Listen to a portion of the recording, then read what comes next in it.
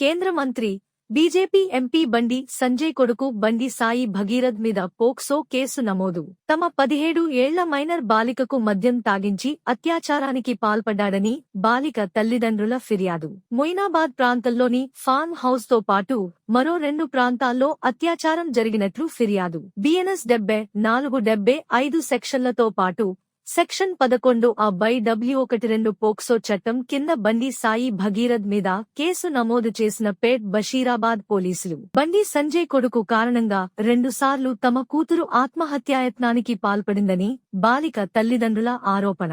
Case నుండి తప్పించుకునేందుకు తమ కూతురిపైనే బండి సంజయ్ కొడుకు తప్పుడు కేసులు పెడుతున్నాడని ఆవేదన వ్యక్తం చేస్తున్న బాలిక తల్లిదండ్రులు. అయితే బండి సంజయ్ వర్గం వెర్షన్ మాత్రం హనీ ట్రాప్ చేసి 5 కోట్లు డిమాండ్ చేశారని, 50,000 రూపాయలు ఇచ్చామని చెప్పుకొస్తున్నారు. ఏ తప్పు చేయనప్పుడు 50,000 రూపాయలు ఇవ్వడం ఏంటని ఈ వాదనలో పస లేదని అనుమానాలు వ్యక్తం అవుతున్నాయి.